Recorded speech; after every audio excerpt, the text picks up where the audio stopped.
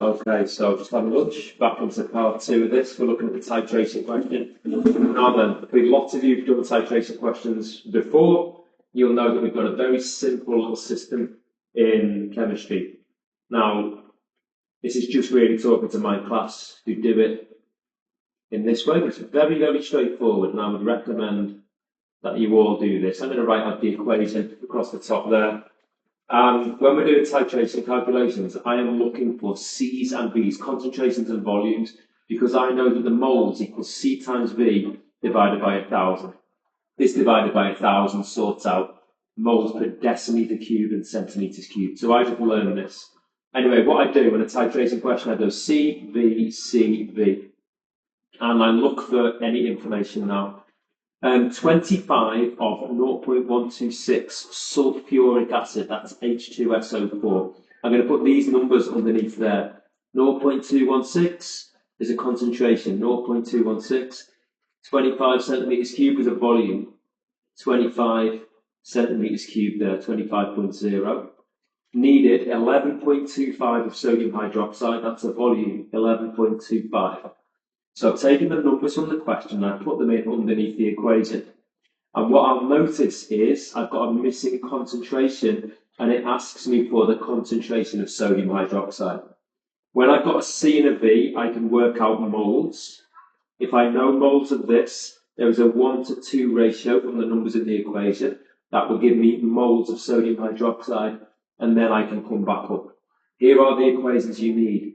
C times V divided by 1,000 will give you moles, and then moles times 1,000 divided by V will give you concentration. It is that every single time.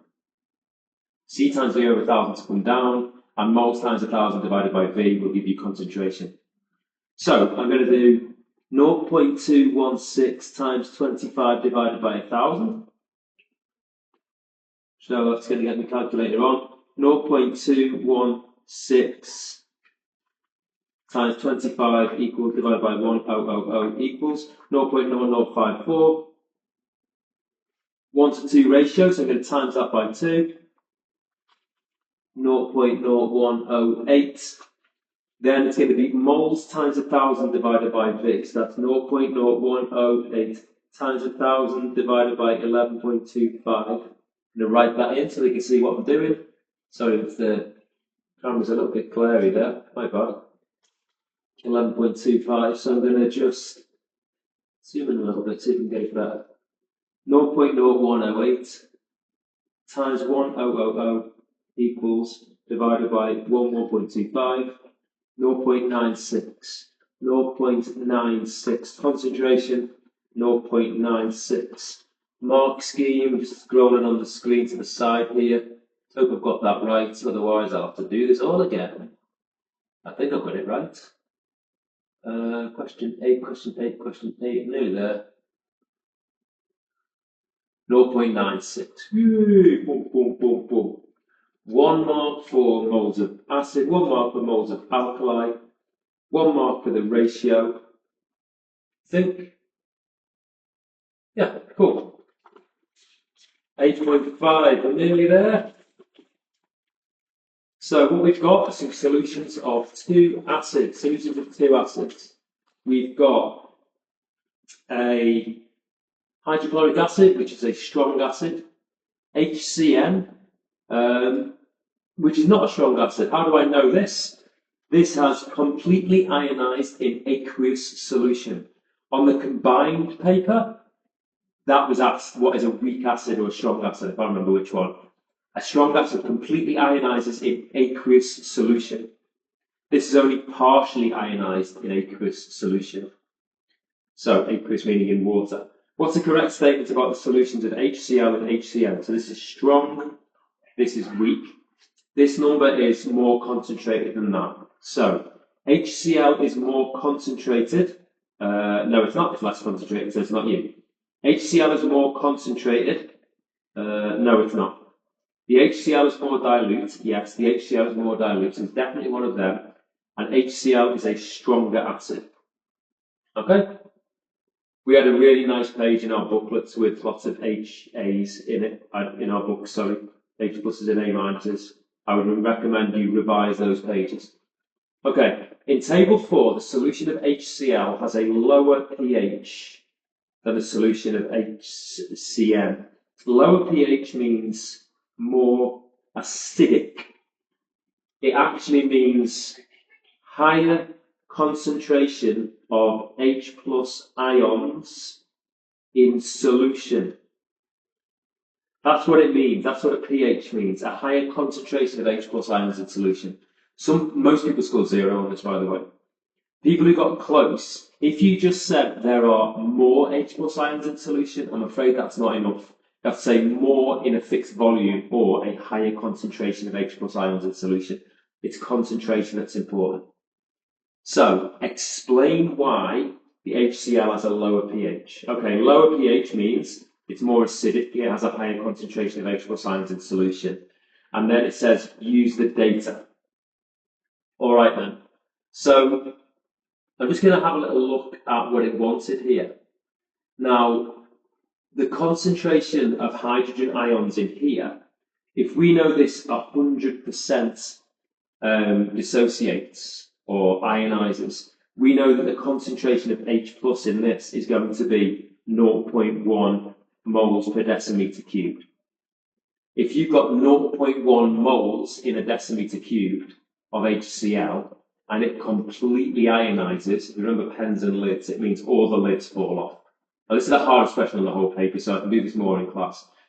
What this means is if you've got a solution of HCl that is 0.1 moles per decimeter cubed, you have 0.1 moles per decimeter cubed of H plus. That's the concentration. If you have a 2 mole per decimeter cubed solution, but only 0.01 of the molecules get ionized, 0.01%.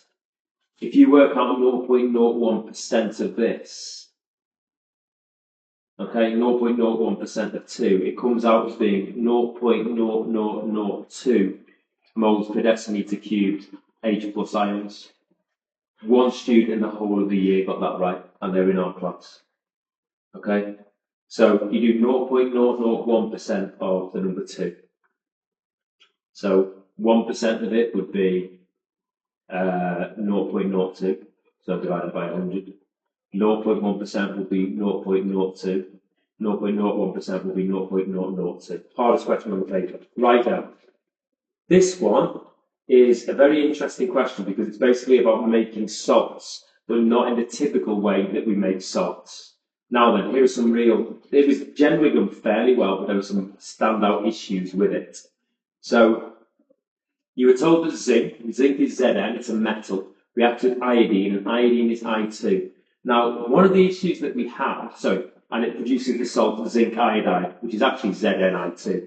You weren't asked for the formula. Zinc reacts with iodine to make zinc iodide. Now, zinc is a solid, and iodine is also a solid. A lot of you are assuming it was the same as you use iodine in biology. The iodine you use in biology is actually a solution. We are being told that we're using iodine, the chemical, which is a solid.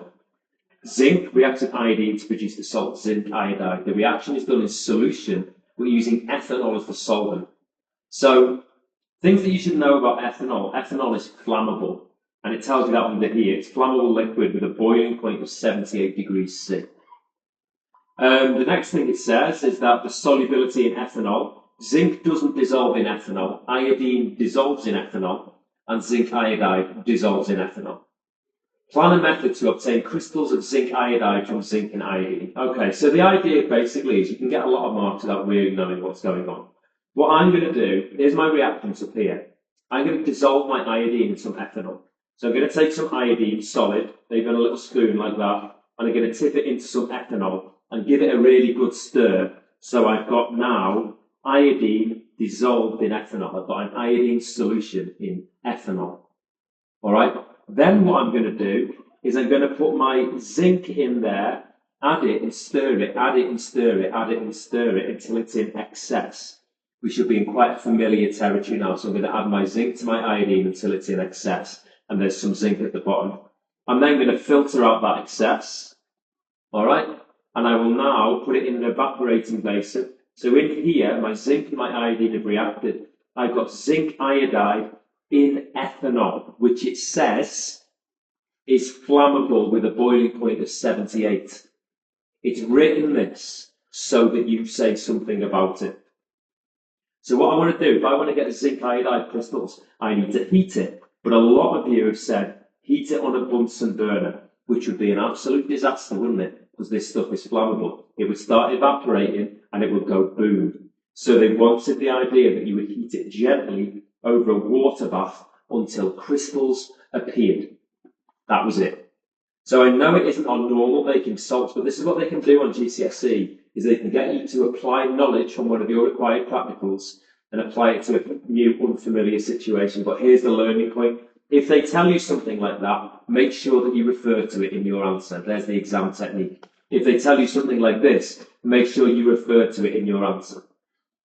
This tells you that the zinc iodide is soluble, so you're going to need to evaporate at the end. Most people scored pretty well on this, but a lot of people told me about using a Bunsen burner, which of course would be dangerous. Right then, is there another question on the box? Yes, there is. Right then, yield. Percentage yield always involve a down across and up. The tone has just gone for the end of break, so I've got to be really, really quick here. ZnI2, zinc and iodine. A student used 6.35 grams of iodine in the reaction, and they made this much, 6.29. But you need to work out the yield. To work out the percentage yield, you need to work out what they should have made. I know that they made this, but what should they have made? So you would have got a mark for just a mark for going down across and up. I'm going to divide by 254. That will give me moles there. I'm going to do, that's a 1-to-1 ratio, so that will give me moles there. And then I'm going to times by ZnI2, which is 319. That will give me this value. This is what you should have made. 6.35 divided by 254 equals times 319 equals. You should have made 7.975 grams.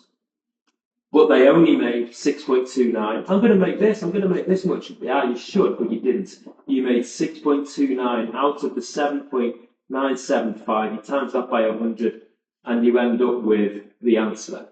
6.29 divided by 7.975 equals, times 100 equals 78.9%. Oops, 9%, because it asks you 3 sig figs. Boom, that's the end of that. Bye.